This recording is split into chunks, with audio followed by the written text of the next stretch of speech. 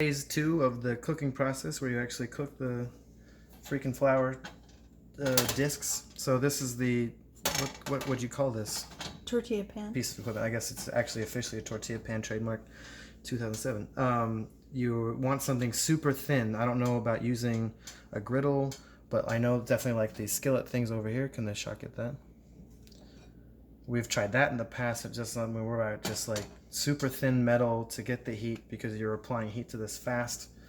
The higher you set the heat on the stove, the quicker it's going to burn, and you're not going to actually cook it. And so, unless that charred taste is something you're after, keep it at a nice medium to low heat, and it'll cook quickly because it's so thin.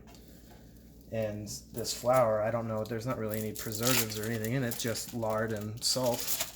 So I guess you could really eat it raw if you wanted to. This is Kraft American Cheese. Bob Kraft, owner of the New England Patriots, used to be one of the best football teams, but they just lost Tom Brady, so screw those guys. You're letting the bubbles form up here on the tortilla, and again, that's just the give and take about when you're ready to flip is really up to you, because if you flip too soon, flip it back over. It's a two-sided process. Don't add the cheese, though, until you're happy with your one side. There's also people like my dad and stuff have other ideas and opinions. Like me, I was throwing flour on the table and the whole world suddenly caught on fire. And so like this popping a bubble, I don't know the massacres this might ensue or who you piss off. But for whatever reason, I just have fun doing it. You're welcome to say anything at any time, Mom. Fun bubble popping. Oh, fun bubble popping. So we're going to grab and flip. I use a spatula because it's wide and all that other jazz. And then... So pretty. Oh, thank you. In half. And then I fold quickly because if you let it cook open flat, it's going to be hard to fold. You want to cover up those cheese things where the cheese will escape, because when cheese gets wet, it gets gooey and it starts to run. So like this side is actually going to, the cheese is going to run out. So we're actually going to heat up this other side first. And pressing the spatula to the tortilla, and I apologize, this is way too many details or advice. In my head, it's like almost like hermetically sealing it, making the cheese glue.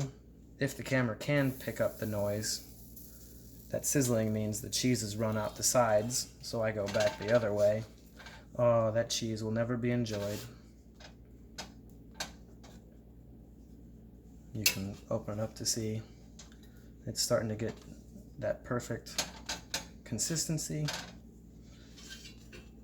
Again, please don't cite this if anyone sees this video and is like, that's not how you make a quesadilla. It's like, yes, this is Dorothy's version of a tortilla that goes as a side dish with mashed potatoes, so take that for what you will.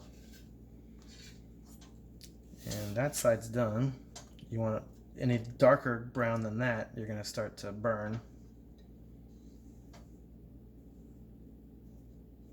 And also knowing your stove, because sometimes some stoves are at an incline or a hill, or they're non-bisymmetrical like body parts. You have to know your own cookware to get the best results. All right, is that done to you? Well, it looks I think great. it's done. So you go there, you're supposed to let it cool, because if you touch it, oh my god, it's hot. Why is it so hot? Oh, because we just had a bunch of heat on it. But I'm going to try, for the sake of the fun video, to show you. Ouch, ouch. Never mind. I'm going to show you with a safe piece of equipment called a knife. Sorry.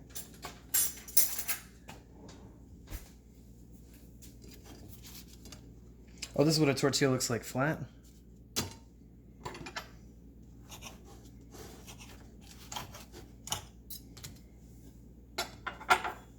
So, ooh, all the goo. Oh, it looks yummy.